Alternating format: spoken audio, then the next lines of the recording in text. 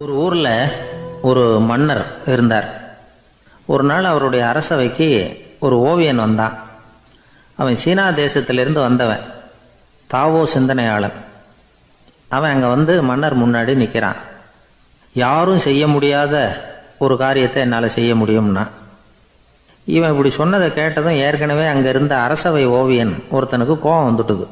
இதோ பாரு, இப்படிலாம் பேசக்கூடாது, நான் வேணும்னா உன்னுடைய சவாலை ஏற்றுக்கிறேன் அப்படின்னா.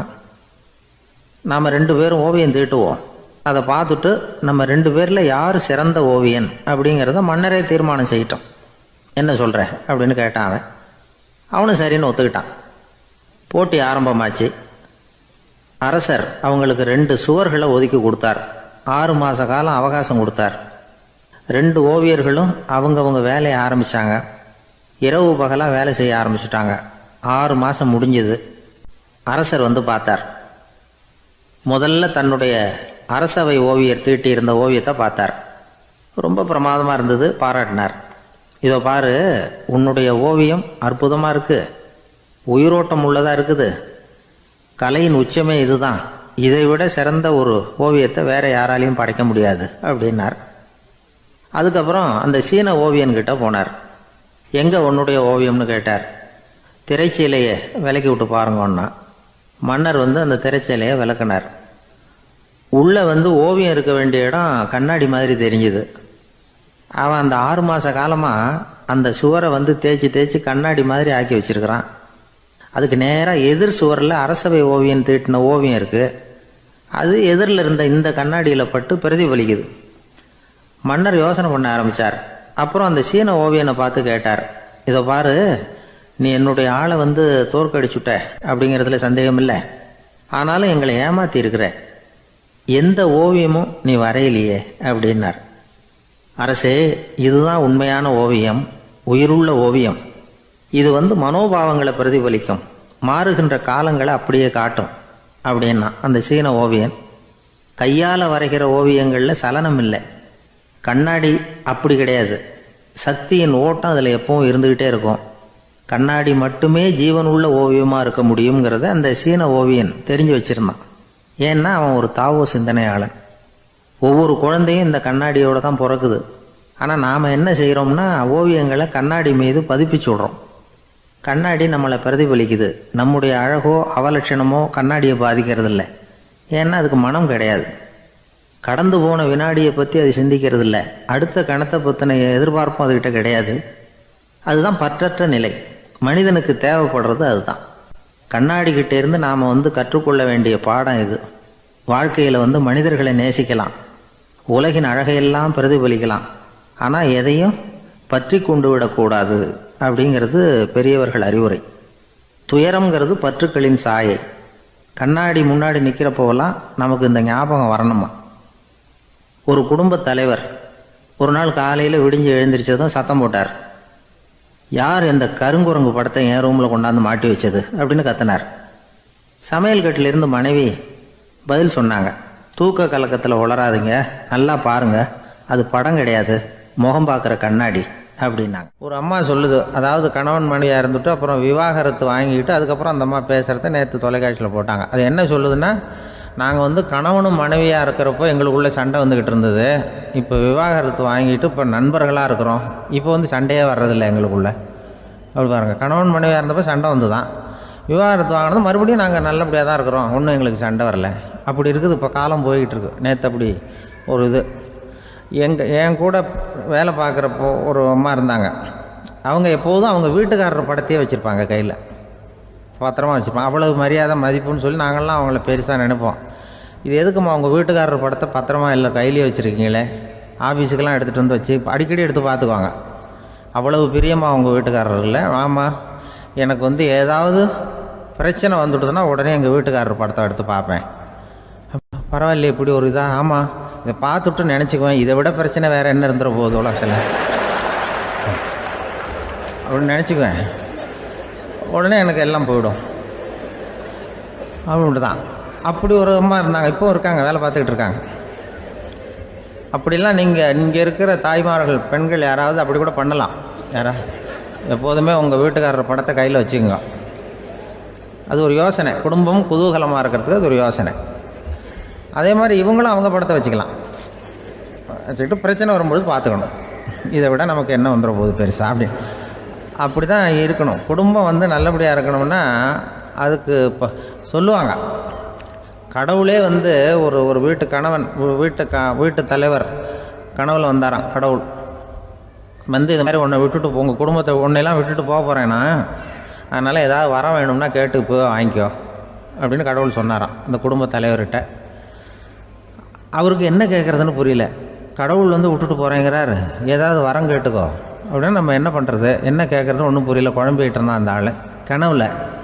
இப்போ கடவுள் சொன்னாராம், சரி நீ ரொம்ப குழப்பமாக இருக்க, நாளைக்கு மறுபடியும் உன் கனவில் வரேன், அதுக்குள்ளே நீ முடிவு பண்ணி வை, உனக்கு என்ன வரம் வேணுமோ கேட்டு வாங்கிக்கோ, உனக்கு வரம் கொடுத்துட்டு நான் போயிடுறேன், உன்னை விட்டுட்டு போகிறதா நான் முடிவு பண்ணிட்டேன் அப்படின்ட்டுருக்காரு கடவுள். சரி ஒரு நாள் அவகாசம் கொடுங்க, நாளைக்கு நான் அதுக்குள்ளே முடிவு பண்ணி வைக்கிறேன்ட்டு அவர் வந்தார். மறுநாள் முழிச்சுக்கிட்டு மனைவி மகன் மக்கள் எல்லோரையும் கூப்பிட்டார், குடும்பத்தில் எல்லாரையும். இப்படி வாங்க, இது மாதிரி நேற்று கனவுல வந்தார் கடவுள், நம்மளை விட்டுட்டு போக போகிறாராம், என்ன வரம் வேணும்னு கேட்டு வாங்கிங்கோ அப்படின்னு போய் சொல்லிட்டார். என்ன கேட்குறதுன்னா அப்படின்னு அந்த கணவன் கேட்குறான். இந்த மனைவி சொல்கிறாங்க, என் உடம்பு பூரா நகையாக இருக்கணும் அப்படின்னு கேள் அப்படின்ட்டுருக்கு. அதுக்குள்ளே அந்த ஒரு பொண்ணு ஓடி வந்து, அப்படிலாம் கேட்காதப்பா கடவுள்கிட்ட, இப்போ இருக்கிற சொத்து எவ்வளோ இருக்கோ அதுபோல் இன்னொரு பங்கு வேணும்னு கேள் அப்படின்ட்டு. அந்த பையன் வந்து அவன் வேறு சொன்னான், அவன் அது நமக்கு வந்து இது போல் ஒரு 10 பங்காவது வேணும், 2 பங்களா கார் வேணும் அப்படின்னு அவன் ஒரு லிஸ்ட்டை கொடுத்தான். இவர் என்ன கேட்குறதுன்னு முடிவு பண்ணுறதுக்குள்ள அங்கே வேலை செய்கிற அம்மா, ஒரு வயசான அம்மா வந்திருக்கு, வேலை செய்கிற அம்மா. அது வந்து சொல்லித்தான் இவர்கிட்ட, தப்பாரு கடவுள்கிட்ட அப்படிலாம் கேட்காதப்பா, நாளைக்கு வரும்பொழுது என்ன வர வேணும்னா எங்கள் குடும்பத்தில் எல்லாரும் அன்பாக இருக்கணும் பாசமாக இருக்கணும்னு கேட்டு வாங்கிக்கோ, வரத்தை அன்பு பாசம் குடும்பத்தில் எப்போதும் நிலவணும்னு கேட்டு வாங்கிக்கோ, வேற எல்லாம் நம்ம பார்த்துக்கலான்னு இந்த பெரியம்மா சொல்லித்தான். மறுநாள் அதே மாதிரி படுத்து தூங்கினார். கடவுள் கனவுல வந்தார். வந்து கேட்கும்பொழுது இவர் சொன்னாராம், ஐயா எனக்கு வந்து எங்கள் குடும்பத்தில் நாங்கள் கணவன் மனைவி புள்ள குட்டி எல்லாம் பாசமாக இருக்கணும் அன்பாக இருக்கணும், இதுதான் எங்களுக்கு வர வேணும் அப்படின்னு கேட்டாராம். இவர் கேட்டதும் கடவுள் வந்து தலையை சொரிய ஆரம்பிச்சிட்டாராம். ஏன் என்ன யோசிக்கிறீங்கன்னு கேட்டிருக்காரு. நீங்கள் அன்பாக பிரியமாக இருந்தீங்கன்னா அப்புறம் ஏன் நான் உங்களை விட்டுட்டு போக போகிறேன், நான் ஏற்கனவே இல்லைங்கிறதுனால தான் உங்களை விட்டு போகலாம்னு முடிவு பண்ணியிருந்தேன். இப்போ நீங்கள் ஏற்கனவே பாசமாக இருந்தீங்கன்னா நான் இனிமேல் போக மாட்டேன், அதனால் ஏன் முடிவும் மாற்றிக்க வேண்டியது தான், உங்கள் கூட தான் இருக்க போகிறேன்னாராம். இப்படி ஒரு கதை சொல்லுவாங்க. அதனால் ஒரு குடும்பத்தில் அந்தந்த உறவு முறைகள் சரியாக இருக்கிற வரைக்கும் எல்லாம் நல்லாயிருக்கும். அங்கே தான் இறைவன் வாழும் இல்லம்ங்கிறாங்களே, அதுதான் அது. அதில் அந்த குடும்ப தலைவருங்கிறவர் கணவன் அப்படிங்கிறதுனால அவருக்கு தான் பொறுப்பு. அவருக்கு நிறைய சகிப்புத்தன்மை வேணும், கோபம் வரக்கூடாது, யார் என்ன சொன்னாலும் போகணும். சில கணவன்மார்கள் வந்து எது சொன்னாலும் மனைவி வந்து தட்டுறதில்லை. அங்கே போனால் போவாங்க, எதுக்கு போக சொல்கிறேன்னு கேட்குறதில்ல, போகிறது, இங்கே வான்னா வர்றது. திருவள்ளுவர் மனைவி இருந்தாருன்னு சொல்கிறாங்கல்ல, அது மாதிரி. அது எப்படின்னா ஒருத்தர் சொன்னார், அது அப்படி இல்லை, அதுக்கு ஒரு கதை சொன்னார். ஹிட்லர் வந்து வந்தாராம் ஒரு தடவை, ஒரு பெரிய கப்பல் மேலே, கப்பலுடைய மேல் தளத்தில் ஹிட்லர் வந்துக்கிட்டு இருக்கார். ஒரு இங்கிலீஷ் கேப்டன் எதிரில் நிற்கிறான். அவனுக்கு பெரிய ஆச்சரியம், இந்த ஆள் எப்படி இப்படி ஒரு தனி மனிதனாக இருந்துக்கிட்டு உலகத்தையே இப்படி இந்த பாடுபடுத்துகிறார் அப்படின்னு சொல்லி, உன்னுடைய வெற்றிக்கு என்ன காரணம்னு கேட்டாராம் அந்த இங்கிலீஷ் கேப்டன். இப்போ ஹிட்லர் சொன்னாராம், என்னுடைய வெற்றிக்கு காரணம் என்கிட்ட வேலை செய்கிற ஊழியர்கள், நான் கிழிச்ச கோட்டை தாண்ட மாட்டாங்க, நான் என்ன சொல்கிறேனோ அதை உடனே செய்வாங்க, ஏன் எதுக்குன்னு எதிர்த்து பேச மாட்டாங்க, அதுதான் என்னுடைய வெற்றிக்கு காரணம் அப்படின்னு சொல்லி அதை நிரூபித்து காட்டுறேன் பார் அப்படின்னு சொல்லி கையை தட்டினாராம் ஹிட்லர். உடனே ஒரு சிப்பாய் எங்கேருந்து வந்து லெஃப்ட் ரைட் போட்டு வந்து சல்யூட் பண்ணி நின்னான். உடனே ஹிட்லர் சொன்னார், நீ அப்படியே இந்த கப்பல் மேல் தளத்துலேருந்து அப்படி கடலில் விழுந்து செத்து போடா அப்படின்னு பொத்துன்னு குதிச்சுட்டான். எதுக்கு சொல்கிறேன் என்ன இதில், உடனே குதிச்சு செத்து போட்டான். இவருக்கு பெரிய ஆச்சரியம் கேப்டனுக்கு. ஹிட்லர் சொன்னார், இதுதான் என்னுடைய வெற்றி காரணம், தப்பார் இன்னொருத்தனை கூப்பிட்றேன் அப்படின்னு தட்டினா இந்த பக்கத்துலேருந்து ஒருத்தன் வந்தான், லெஃப்ட் ரைட் வந்து நின்னா, நீ இப்படி குதிச்சு செத்து போடா அப்படின்னு பொத்துன்னு குதிச்சுட்டான். எதுக்கு போக சொல்கிறீங்கன்னு ஒன்றுமே கேட்கல, குதினா உடனே குதிச்சுட்டான். அப்போ ஹிட்லர் சொன்னார், இதே மாதிரி என்னுடைய ஒவ்வொரு ஊழியர்களும் இருக்கிறாங்க, நானும் ஊழியர்களை இழக்கிறதுக்கு தயாராக இல்லை, தப்பார் தயாராக இருப்பேன் எப்போதும், தப்பார் இன்னொருத்தரம் தட்டுறேன்னு இன்னொருத்தர் வந்தார்.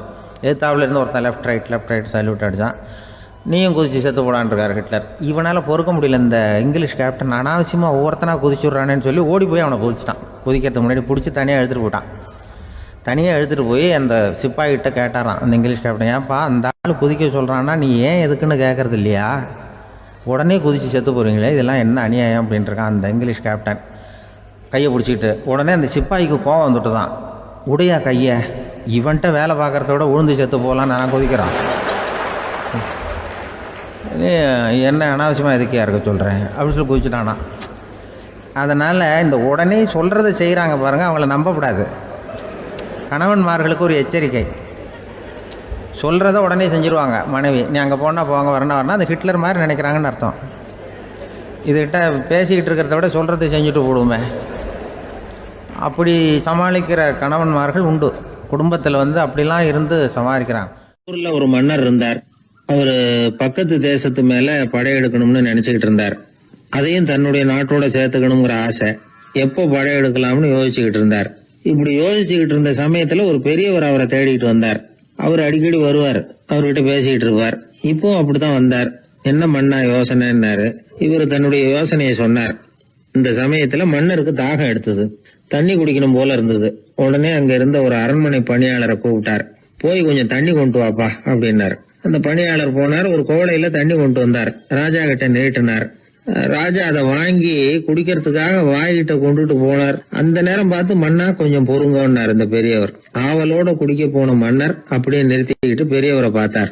இப்ப அந்த பெரியவர் சொன்னார், மன்னா, இப்ப உங்களை விட வலிமை உள்ள ஒரு சக்தி உங்களுக்கு தண்ணி கொடுக்க மறுத்துடுதுன்னு வைங்க, உங்களை குடிக்க விடாம தடுத்துடுது அப்படின்னா, இப்ப இந்த ஒரு கோவள தண்ணீரை என்ன விலை கொடுத்து வாங்குவீங்க அப்படின்னு கேட்டார். இப்ப எனக்கு இருக்கிற தாகத்துக்கு என்னுடைய அரசாங்கத்துல பாதியையாவது கொடுத்து இந்த தண்ணியை வாங்கறதுக்கு தயங்க மாட்டேன்னார் அவர். சரி, இப்ப அந்த தண்ணியை குடிங்கன்னார் பெரியவர். மன்னர் ஆவலோட அந்த தண்ணியை குடிச்சு முடிச்சார். அதுக்கப்புறம் கொஞ்ச நேரம் தன்னுடைய படையெடுப்பு பத்தி சொல்லிட்டு இருந்தார். கொஞ்ச நேரம் கழிச்சு மறுபடியும் இந்த பெரியவர் கேட்டார், மன்னா, இப்போ நீங்க ஒரு கோவள தண்ணீரை குடிச்சு முடிச்சுட்டீங்க. இப்ப அந்த தண்ணீர் உங்க உடம்ப விட்டு வெளியில வரக்கூடிய பாதை அடப்பட்டு போச்சு அப்படின்னு வச்சுங்க, அதை வெளியேற்றுவதற்காக நீங்க எவ்வளவு செலவழிப்பீங்க அப்படின்னு கேட்டார். மன்னர் யோசனை பண்ணார். அப்படி ஒரு நிலைமை ஏற்பட்டு போச்சுன்னா என்னுடைய அரசாங்கம் பூராவையும் அதுக்கு ஈடா தர்றதுக்கு கூட தயங்க மாட்டேன்னார். இப்ப அந்த பெரியவர் சொன்னார், எந்த அரசாங்கத்தின் மதிப்பு ஒரு கோவள தண்ணீர் அளவுக்கு கூட இல்லையோ அந்த அரசாங்கத்தை அடையணுங்கிற பேராசையில மனிதர்கள் தங்களுடைய சகோதரர்கள் கூடவே சண்டை போட்டுக்கிறாங்களே, அதுல ஏதாவது அர்த்தம் இருக்குதா அப்படின்னாராம்.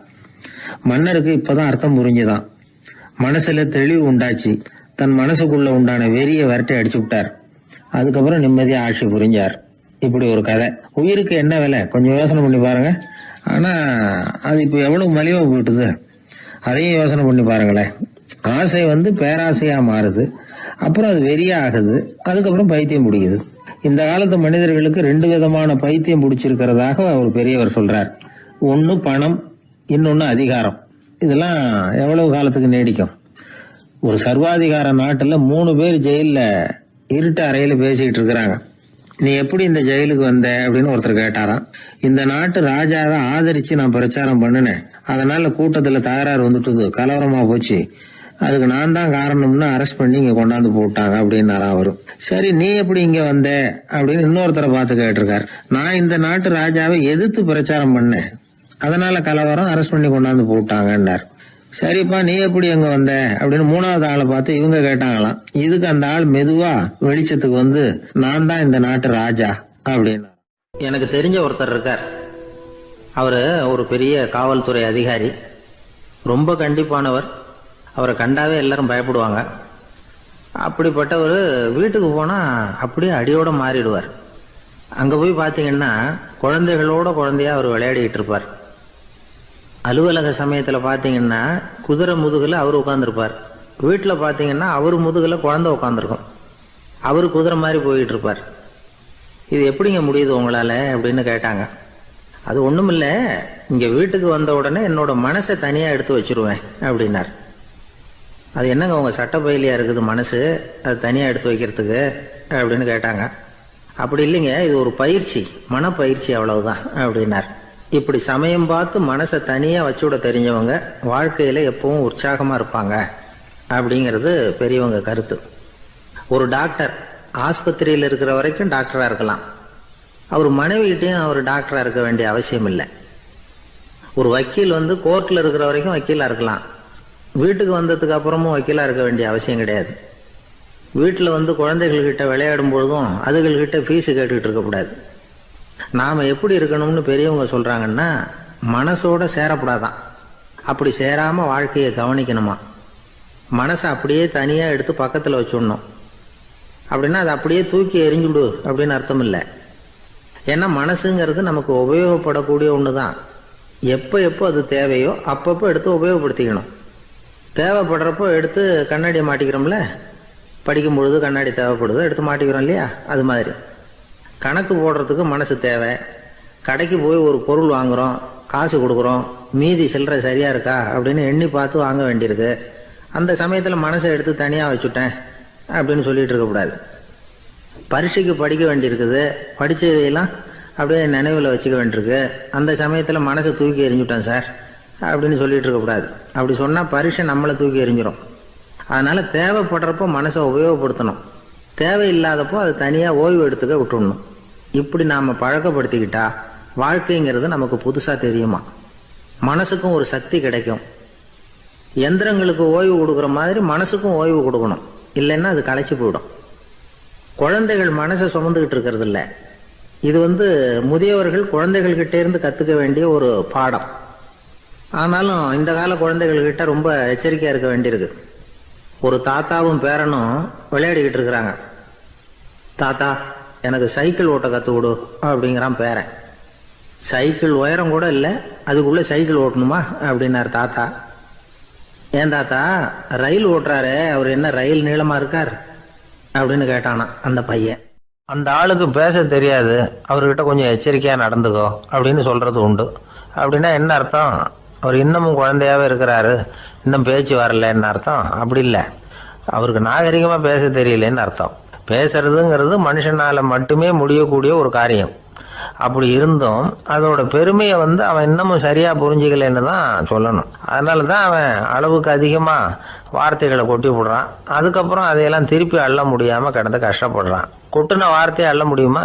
ஒருத்தரை இன்னைக்கு பார்த்து முட்டாள்னு திட்டி விடுறீங்க, நாளைக்கு மறுபடியும் அவர்கிட்ட போய் நேற்றுக்கு ஒன்று முட்டாள்னு சொல்லிவிட்டேன், அந்த வார்த்தையை திருப்பி கொடு, வாங்கிட்டு போயிடுறேன் அப்படின்னு நான் சொல்ல முடியும்? அவன் கோபக்காரனாக இருந்தால் நேற்றுக்கே அதை வேறு விதமாக உங்களுக்கு திருப்பி கொடுத்துருப்பான்.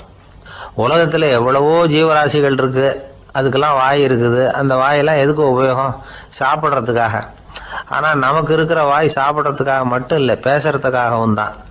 பேச முடியலன்னா வாய் இருந்தால் கூட அது வாயில்லா ஜீவன் தான்.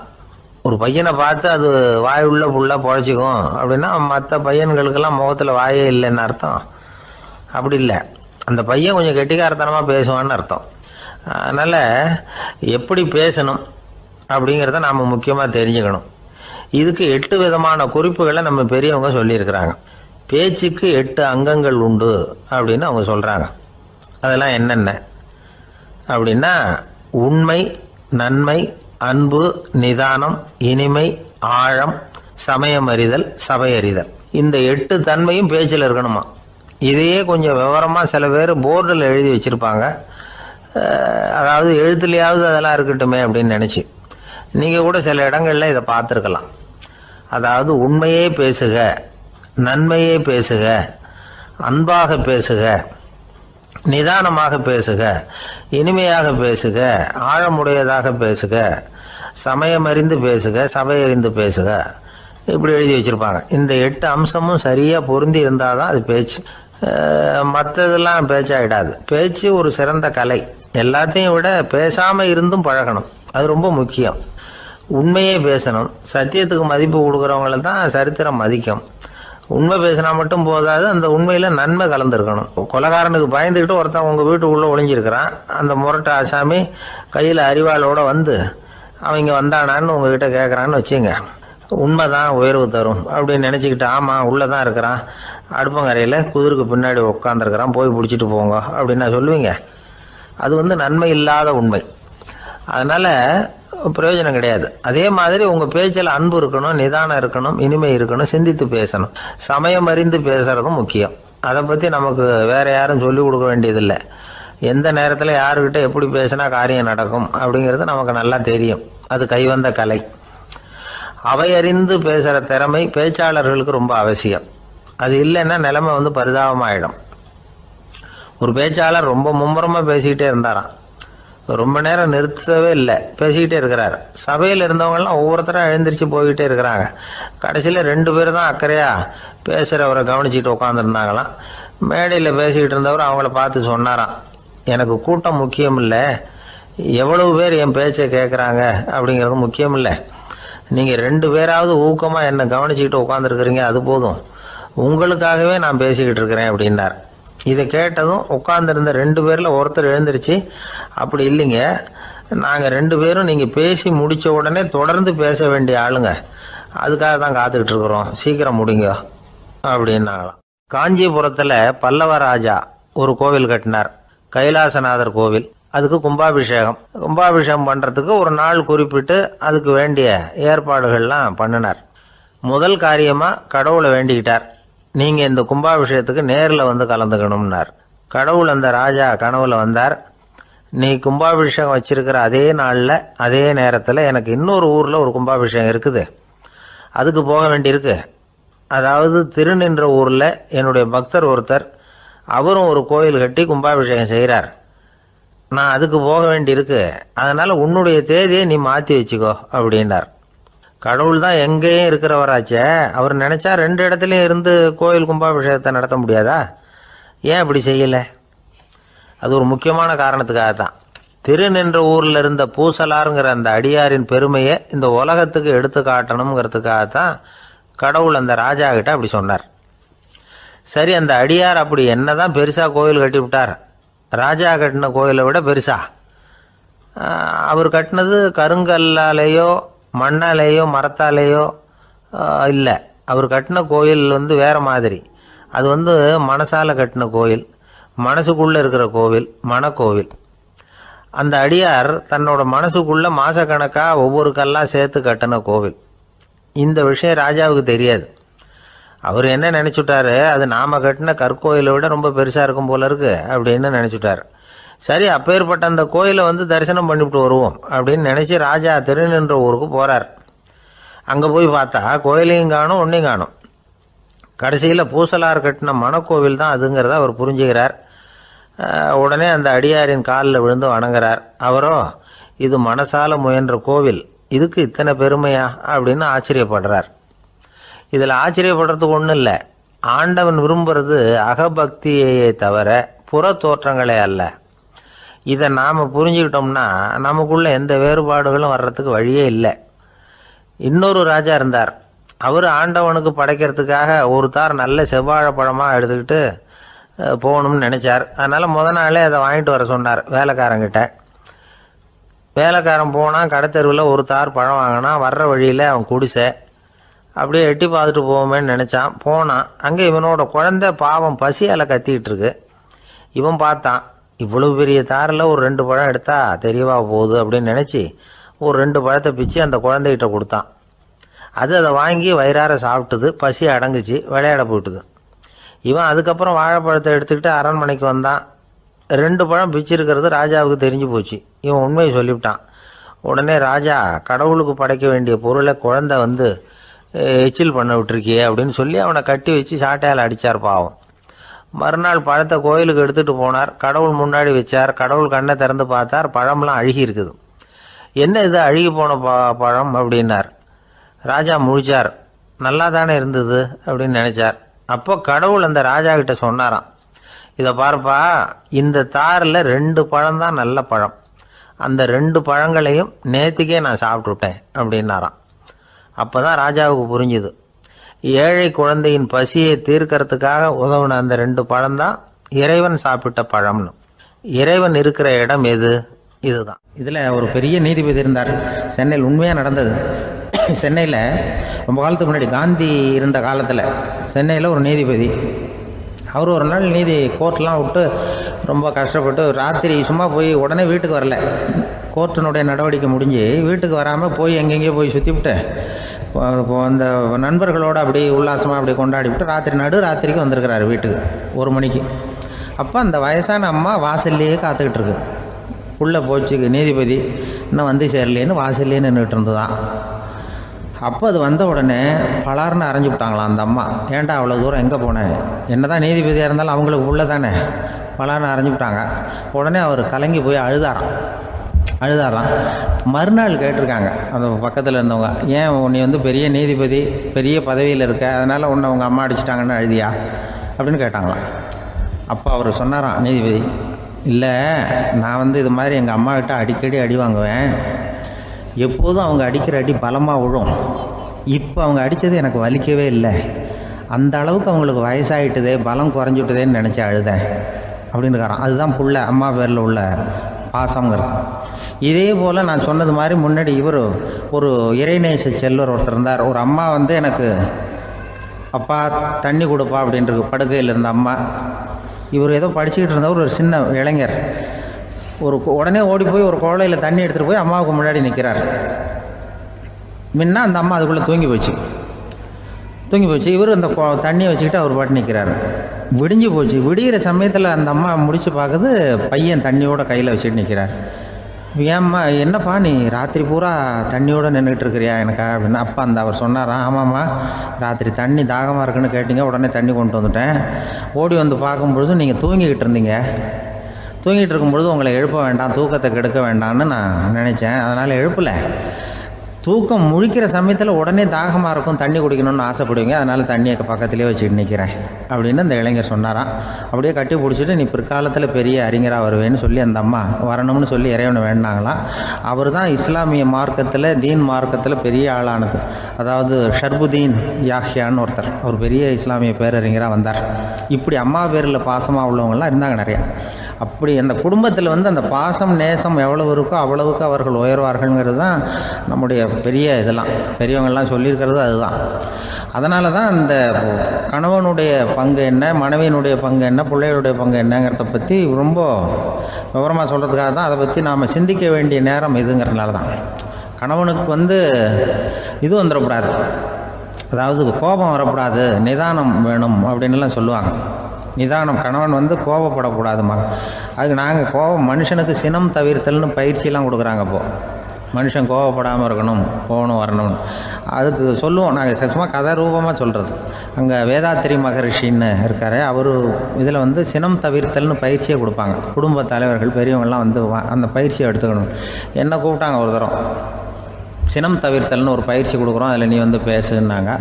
நான் சொன்னேன், நான் பயிற்சிக்கு வேணா வரேன், என்னை பேச வேண்டாம் சார், நான் பயிற்சியை கற்றுக்கிறேன். என்ன இல்லை நீ அதெல்லாம் பயிற்சி நாங்கள் கொடுக்குறோம், நீ உனக்கு என்ன தெரியுமோ சொல்லு, மனுஷன் கோவப்படாமல் இருக்கணும், அதுக்கு ஏதாவது வழி சொல்லிட்டு போ அப்படின்னு கூப்பிட்டாங்க. சரின்ட்டு போனேன். அங்கே போய் நான் சொன்னேன், இது மாதிரி எனக்கு தெரிஞ்சது ஒரு கதை மாதிரி சொன்னேன். மீனம்பாக்கம் ஏர்போர்ட், அங்கே ஜப்பானுக்கு போக வேண்டிய ஒரு பிரயாணி லக்கேஜோடு நிற்கிறார் நிறையா. இதை வாங்கி பிளேனில் ஏற்றக்கூடிய ஒரு தொழிலாளி அவர்கிட்ட ஒரு சண்டை போடுறார், அடிக்க போகிறார், திட்டுறாரு, கண்டாமலான்னு திட்டுறார். அவர் இதை ஒருத்தர் பார்த்துக்கிட்டே இருக்கார். அந்த சினம் தவிர்த்தல் பயிற்சி கொடுக்குற பேராசிரியர் ஒருத்தர் பார்த்துக்கிட்டே இருக்கார். இது எப்படி இவன் இந்த ஆள் அவ்வளவு கோபமாக அடிக்க போகிறான், திட்டுறான் அந்த பெரிய மனுஷன், இவர் பதிலுக்கு அவர் திட்டவே இல்லையே. அந்த தொழிலாளி சிரிச்சுக்கிட்டே சரி சார் அப்படின்னுட்டே இருக்கான். இவர் லக்கேஜை வாங்கி பிளேனில் ஏற்றுற தொழிலாளி இப்போ கண்ணாவுடனே அடிக்க போகிறான், திட்டுறான், முகம் செவந்து போச்சு. இவருக்கு என்ன ஆச்சரியம்னா, இந்த ஆள் இவ்வளவு கோவப்படுறான், அதை வாங்கி அந்த தொழிலாளி கொஞ்சம் கூட முகத்தில் கோபமே படலையே, சிரித்த முகத்தோடு இருக்கானே, இவன் நமக்கு பயிற்சி வகுப்பு எடுக்கலாம் போல இருக்க அப்படின்னு இவர் நினச்சிட்டார். ரொம்ப நேரம் அவர் கத்திக்கிட்டு இருந்தார். சரி சார்ன்ட்டு அதை வாங்கிட்டு அவர் போயிட்டார். போனதுக்கப்புறம் இந்த ஆள் அப்புறம் பிளேன் வந்தது, ஏறி அவர் போயிட்டார், ஜப்பானுக்கு போயிட்டார். அதுக்கப்புறம் இந்த சினம் தவிர்த்தல் பேராசிரியர் ஓடி போய் அந்த தொழிலாளியை பிடிச்சி கொண்டு வந்தார். இந்த பாருப்பா, நான் காலையிலேருந்து பார்த்துக்கிட்டு இருக்கேன், அந்த ஆள் உன்னை அடிக்க வந்தான், திட்ட வந்தான், இவ்வளவு கோவப்படுறான், உனக்கு பதிலுக்கு நீ கோவமே படலையே, உனக்கு கோவமே வராதா, அது எப்படி நீ சினம் தவிர்க்கிறது, எப்படி உனக்கு கோவமே வரலையா அப்படின்னு கேட்டிருக்கார். அப்போ அந்த தொழிலாளி சொன்னாராம், அப்படி இல்லை சார், மனுஷன்னு பிறந்தா கோவம் படாமல் இருக்க முடியாது, எல்லாருக்கும் கோவம் வரும், அது அவங்கவுங்க வழியில் டீல் பண்ணுவாங்க, நான் அதை என் வழியில் டீல் பண்ணேன், அவ்வளோதான். அப்போ அவர் திட்டும் பொழுது உனக்கு கோபம் வந்தது தானே? வந்தது சார். அப்போ அது எப்படி டீல் பண்ணேன்னு கேட்டிருக்காரு. அப்போ இவன் சொன்னான், நான் ஒன்றும் இல்லை சார், அந்த பிரயாணி இப்போ ஜப்பானுக்கு போயிட்டுருக்கார், அவர் லக்கேஜெலாம் அமெரிக்கா போயிட்டுருக்கு,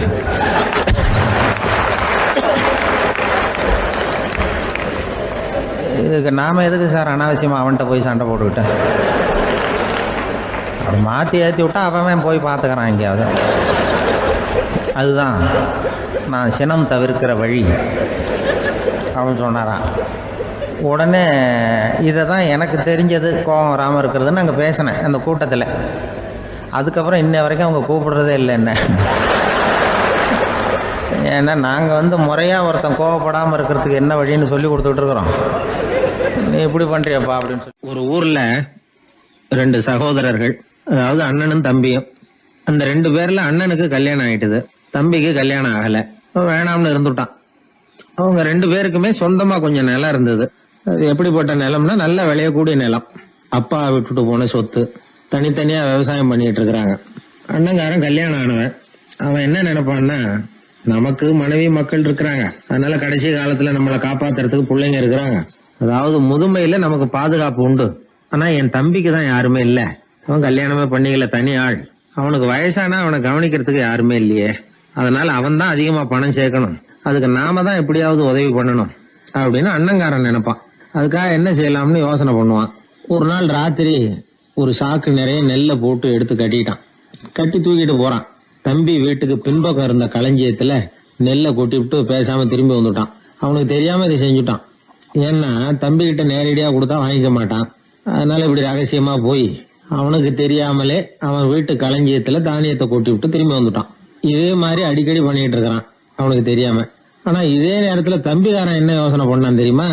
நாம தனி ஆளு, ஆனா அண்ணன் குடும்பம் பெருசு, அதனால எனக்கு அதிகமா எதுவும் தேவையில்லை, அண்ணனுக்கு தான் தேவை அதிகம், குடும்பத்துல உள்ளவங்களை எல்லாம் காப்பாத்தணும், அவருக்கு தான் நாம ஏதாவது உதவி பண்ணணும்னு நினைச்சான். இவனும் அதே மாதிரி யோசனை பண்ணான். நேர்ல கொடுத்தா அவர் எதுவும் வாங்கிக்க மாட்டார், அதனால எப்படியாவது வேற வழியில தான் நாம அவருக்கு உதவி செய்யணும்னு யோசனை பண்ணான். அதனால இவனும் ராத்திரியோட ராத்திரியா ஒரு சாக்கு நிறைய தானியத்தை கொட்டி கட்டி எடுத்துக்கிட்டான். அண்ணனோட களஞ்சியத்துல கொட்டி விட்டு கம்முன்னு திரும்பி வந்துட்டான். இதே மாதிரி இவனும் அடிக்கடி செஞ்சுக்கிட்டு இருந்தான். அதாவது அண்ணன் நல்லா இருக்கணுமேன்னு நினைச்சு தம்பிக்காரன் கொண்டாந்து தானியத்தை கொட்டுறான், தம்பி நல்லா இருக்கணுமேன்னு நினைச்சு அண்ணங்காரன் கொண்டாந்து தானியத்தை கொட்டுறான். இது ஒருத்தருக்கு ஒருத்தர் தெரியாம தொடர்ந்து நடந்துகிட்டு இருக்குது. ஒரு நாள் என்னாச்சு தெரியுமா? நடு ராத்திரி அண்ணங்காரன் எழுந்திரிச்சான். வழக்கம் போல நெல்லு மூட்டையை தூக்கிட்டு தம்பி வீட்டுக்கு போறான். அதே நேரம் தம்பியும் எழுந்திரிச்சான். நெல்லு மூட்டையை தூக்கிட்டு அண்ணன் வீட்டுக்கு போறான். 2 தெருவும் சந்திக்கிற ஒரு இடத்துல 2 பேரும் மோதிக்கிட்டாங்க. அதுக்கப்புறம் தான் நிமிந்து பாக்குறாங்க யாருன்னு. அடடே தம்பி நீயா அண்ணா அவன், ஆமா அண்ணே நீங்களா அண்ணா இவன். ரொம்ப காலமா ரகசியமா நடந்துகிட்டு இருந்தது என்னங்கிற விஷயம் அப்பதான் அந்த இடத்துல 2 பேருக்குமே புரிஞ்சுது. இது நடந்து ரொம்ப காலம் கழிச்சு அந்த ஊர்ல கோயில் கட்டுறதுக்கு ஒரு இடம் தேடினாங்களாம். ஒரு புனிதமான இடம் தேவை, நம்ம ஊர்ல அப்படிப்பட்ட இடம் எதுன்னு எல்லாரும் யோசனை பண்ணாங்களாம். எல்லாரும் ஒரு மனதா முடிவு பண்ண இடம் எது தெரியுமா? அந்த அண்ணனும் தம்பியும் நடு ராத்திரியில சந்திச்சுக்கிட்ட அந்த இடம் தான், அதுதான் புனிதமான இடம் அப்படின்னு முடிவு பண்ணாங்க. அந்த இடத்துலதான் கோயிலையும் கட்டினாங்களாம். கடவுளை வணங்குகிறவர் வணங்காதவர் அப்படிங்கிற அடிப்படையில சமயத்தை கண்டறிவதில்லை, அன்பு செலுத்துகிறவர் செலுத்தாதவர் அப்படிங்கிற 2 வகையினரில் தான் சமயம் கண்டறியப்படுகிறது அப்படிங்கிறது பெரியவர்கள் கருத்து. இந்த காலத்துல எல்லாம் சகோதர பாசம் இப்படியா இருக்குது. ஒருத்தன் சொன்னான், எங்க வீட்டுல பங்கு பிரிச்சு போ, எனக்கு எதுவுமே வேணாம், எல்லாத்தையும் எங்க அண்ணங்கிட்டே கொடுத்துருங்கன்னு சொல்லிவிட்டேன் அப்படின்னா ரொம்ப பெருமையா. பரவாயில்லையே, உங்க அப்பா விட்டுட்டு போனது எவ்வளவு இருக்கும்னு. அது என்ன சுமாரா ஒரு 50,000 இருக்கும்னா. என்ன சொத்தான்னு கேட்டேன். இல்லைங்க கடன் அப்படின்னா. அதனாலதான் கடன் இருக்குங்கிறதுனாலதான் அண்ணங்கிட்டே கொடுத்துருங்க அப்படின்னு தாராளமா சொல்லிவிட்டு வந்திருக்கிறான். இப்படி இருக்குது சகோதர பாசம். ஆனா பாசம்ங்கிறது ரொம்ப உயர்வானது. அது அண்ணன் தம்பிகள் எப்படி இருக்கணும் அப்படிங்கறதுக்கு அந்த அபூர்வ சகோதரர்கள் ஒரு உதாரணம். குடும்பத்துல மற்றவர்கள்ட்ட நேசத்தோடையும் பாசத்தோடையும் பழகினாதான் வாழ்க்கை இனிமையா அமையும். சில பேர் ஆளை பார்த்தா 60 வயசு மாதிரி தோணும், உண்மையான வயசு என்னன்னு பார்த்தா 40 அல்லது 45. சில பேரை பார்க்கறதுக்கு 45 மாதிரி தெரியும், உண்மையிலேயே 65 தாண்டி இருப்பாங்க. ஒரு மனிதனுக்கு 2 வகையான வயது உண்டுங்கிறார் ஓஷோ. அதாவது உடம்புக்குன்னு ஒரு வயசு, மனசுக்குன்னு ஒரு வயசு. முதல் உலக மகாயுத்தம் நடந்தது இல்லையா, அது முடிஞ்சதுக்கு அப்புறம் முதல் தடவையா மனிதனின் மூளை வளர்ச்சியை பத்தி மனநல வைத்தியர்கள் ஒரு கணக்கெடுப்பு சோதனை நடத்தினாங்களாம். அது வரைக்கும் மனிதனுக்கு 2 வகையான வயது உண்டுன்னு யாரும் சிந்திச்சதே இல்லையா. அந்த உலக மகாயுத்தம் முடிஞ்சதுக்கு அப்புறம் மனிதனுடைய சராசரி மனதின் வயதை கணக்கிட்டு பார்க்கும் பொழுது அவங்களுக்குலாம் ரொம்ப அதிர்ச்சியா இருந்துதான். ஏன்னா அது ரொம்ப பின்தங்கிய நிலையில இருந்திருக்கு, வளர்ச்சி அடையாத நிலையில இருந்திருக்கு. அவங்க கண்டுபிடிச்ச பிரகாரம் அப்போ மனசோட சராசரி வயசு என்ன தெரியுமா? 14. அப்படின்னா பாத்துங்க, உடல் ரீதியா ஒருத்தரோட வயசு 70 கூட இருக்கலாம், ஆனா மனசோட வயசு 14 தான். இதுக்கு நேர்மாறா அமைஞ்சு போச்சுன்னு வச்சுங்க. அதாவது ஒருத்தருக்கு உண்மையிலேயே 14 வயசு, அதாவது உடலோட வயசு 14, அவரோட மனசின் வயசு 70ன்னு வச்சுக்கோங்க. இப்படி அமைஞ்சுட்டுதுன்னா அவர் சீக்கிரம் ஞானத்தன்மை அடைஞ்சிருவார் அப்படின்னு அர்த்தம். இப்போ நமக்கெல்லாம் உடம்போட வயசு மனசோட வயசு ரெண்டும் ஒன்றா இருந்துட்டா அதுவே போதும், அதுவே பெரிய விஷயம். இப்போ எமர்சன் கிட்ட போய் ஒருத்தர் கேட்டாராம், உங்கள் வயசு என்ன அப்படின்னு. அவர் உடனே பதில் சொல்லியிருக்கார், 360 வருஷம் அப்படின்னாராம். கேட்டவர் குழம்பி போயிட்டார். அவர் என்ன சொல்கிறாரு, 360 வயசா? என்ன நம்ம காதில் தான் சரியாக விழலையா? எமர்சன் எப்பவும் உண்மையை பேசுகிற ஒரு சிறந்த அறிவாளி, அவர் இப்படிலாம் பொய் சொல்ல மாட்டாரே அப்படின்னு ஒரு யோசனை பண்ணிக்கிட்டே இவர் மறுபடியும் அவர் கிட்ட போனாராம். ஐயா, நீங்கள் சொன்னது சரியாக என் காதில் விழலை, அதனால் மறுபடியும் கேட்குறேன், உங்கள் வயசு என்ன அப்படின்னாராம். எமர்சன் மறுபடியும் சொல்லியிருக்கிறார், 360 வருஷம்னு. வந்தவருக்கு உண்மையிலேயே அதிர்ச்சியாக போட்டுது. அதுக்கப்புறம் மெதுவாக ஆரம்பித்தாராம், ஐயா, நீங்கள் சொல்கிறத என்னால் ஏற்றுக்க முடியாது. எப்படி பார்த்தாலும் இப்போ உங்களுக்கு வயசு ஒரு 60க்கு மேலே இருக்காதுன்னு நினைக்கிறேன் அப்படின்னாராம். நீங்கள் சொல்கிறது சரிதான், அது என் உடம்போட வயசுன்னாராம் எமர்சன். அப்படின்னா ஏற்கனவே நீங்கள் சொன்னது அப்படின்னு கேட்டிருக்காரு, அது என் மனசோட வயசு அப்படின்னாராம். நம்மளை பொறுத்த வரைக்கும் அறிவு தூசு படிஞ்சிருக்கு, அது மாதிரியே அன்பும் மாசுபட்டிருக்கு. இது ரெண்டையும் சுத்தம் பண்ண வேண்டியிருக்குது. அப்போ தான் நாம் சரியான வயசில் வாழ முடியும். ஒரு ஆசாமி இருக்கிறார், அவருக்கு உடம்போட வயசு அதிகம், மனசோட வயசு ரொம்ப குறைச்சல், குழந்தை மாதிரி. அவர் ஒரு ஆஸ்பத்திரியில் படுத்திருக்கிறார். நர்சம்மா எல்லாருக்கும் மருந்து கொடுத்துட்டு போகிறாங்க. கொஞ்ச நேரம் கழித்து திரும்பி வந்தாங்க. அப்போ இவர் அந்த அம்மாவை கூப்பிட்டு சொல்கிறார், இதை பாருங்கள் சிஸ்டர், நீங்கள் எல்லாருக்கும் சின்ன சின்ன மாத்திரையாக கொடுத்துட்டு எனக்கு மட்டும் நீளமான மாத்திரையாக கொடுத்துட்டீங்க. முழுங்கிறதுக்கு ரொம்ப கஷ்டமாக போச்சு. இனிமேல் எனக்கும் சின்ன மாத்திரையாக கொடுங்க சிஸ்டர் அப்படின்னாராம். அந்த அம்மா உடனே அதிர்ச்சியாகி தலையில் அடிச்சுக்கிட்டாங்களாம். நான் கஷ்டப்பட்டு மாத்திரையை முழுங்கினத்துக்கு நீங்கள் ஏமா தலையில் தட்டிக்கிறீங்க அப்படின்னு கேட்டிருக்காரு இவர். இதுக்கு அவங்க சொல்லியிருக்கிறாங்க, நான் உங்களுக்கு கொடுத்துட்டு போனது மாத்திரை இல்லைங்க, அது தெர்மாமீட்டர் அப்படின்னாங்களாம். இந்த உலகத்தில் எல்லாருக்கும் மகிழ்ச்சி தரக்கூடிய ஒரு பொருள் எது? இது ஒரு முக்கியமான கேள்வி. இந்த கேள்விக்கு பொருத்தமான ஒரு பதிலை உங்களால் சொல்ல முடியுமா? அதாவது கொஞ்சம் யோசிச்சு பார்த்தா பணம்னு சொல்லலாமா? இப்போ கையில் காசு இல்லாதவங்ககிட்ட ஒரு 10 ரூபாயை கொடுத்தா அது அவனுக்கு சந்தோஷத்தை கொடுக்கும். ஏற்கனவே வருமான வரி பிரச்சனையில் சிக்கி இருக்கிறவர்கிட்ட இன்னும் கொஞ்சம் பணம் இருந்தாங்கன்னு சொல்லி கொடுத்தோம்னா அது அவருக்கு சங்கடத்தை தான் கொடுக்கும். அதனால் அந்த கேள்விக்கு பணங்கிறது பொருத்தமான பதிலாக இருக்க முடியாது. கேள்வி என்னன்னா, இந்த உலகத்தில் எல்லாருக்கும் மகிழ்ச்சி தரக்கூடிய ஒரு பொருள் எது? சரி, இனிப்புன்னு சொல்லலாமா? ஏன்னா எல்லாருக்கும் இனிக்க தானே செய்யும். அதுலேயும் ஒரு சிக்கல் இருக்குது. சர்க்கரை வியாதிகாரங்களுக்கு அது என்ன சந்தோஷத்தையாக கொடுக்கும்? ஆக எல்லாருக்கும் வேறுபாடு எதுவும் இல்லாமல் மகிழ்ச்சியை கொடுக்கக்கூடியது வேற ஏதோ ஒன்று இருக்குது. அது என்னன்னு கண்டுபிடிக்கணும். அதுதான் இன்றைக்கி தகவல். இப்போ அதை கண்டுபிடிக்கணும்னா இந்த கதையை கேட்கணும். அது என்ன கதைன்னா, ஒரு ஊரில் ஒரு ராஜா இருந்தார். அவருக்கும் இதே சந்தேகம் வந்துட்டுது. அதாவது எல்லாருக்கும் இன்பம் தரக்கூடிய பொருள் எது அப்படின்னு. இதுக்கு பதில் தெரிஞ்சுக்கிறதுக்கு ஆசைப்பட்டார். சரி, அதுக்கு என்ன செய்யலாம்னு யோசனை பண்ணார். நாட்டு மக்களுக்கு பகிரங்கமாக ஒரு அறிவிப்பு கொடுத்தார். நம்ம நாட்டு மக்கள் இன்பம் தரக்கூடிய பொருள் எதுன்னு நினைக்கிறாங்களோ அதை கொண்டுகிட்டு அரண்மனையில் உள்ள கண்காட்சி மண்டபத்தில் வைக்கலாம். அப்படி அவங்க வைக்கிற பொருள்களில் எது எல்லாருக்கும் இன்பம் தரக்கூடியதாக இருக்குமோ அதை வச்சவருக்கு 1000 பொற்காசுகள் பரிசு அப்படின்னு அறிவிப்பு கொடுத்துட்டார். ஜனங்கள் இந்த அறிவிப்பை கேட்டாங்க. அதுக்கப்புறம் சும்மா இருப்பாங்களா? 1000 பொற்காசுன்னா சும்மாவா? அவங்க கையில் என்னென்ன கிடைச்சதோ அதையெல்லாம் கொண்டாந்து அரண்மனை காட்சி மண்டபத்தில் வச்சுட்டாங்க. அதுக்கப்புறமா ராஜா அங்கே வந்தார். ஒவ்வொன்றா பார்த்துக்கிட்டே வந்தார். முதல்ல ஒரு குயில் இருந்தது, இனிமையாக பாடக்கூடிய குயில். இந்த குயிலோட இன்னிசை எல்லாருக்கும் இன்பம் தரக்கூடியது தான். இருந்தாலும் காது கேட்காதவங்களுக்கு இந்த இசை எப்படி இன்பம் தர முடியும்? அதனால் இது சரியில்லைன்னு விட்டார். அடுத்தபடியாக போனார்.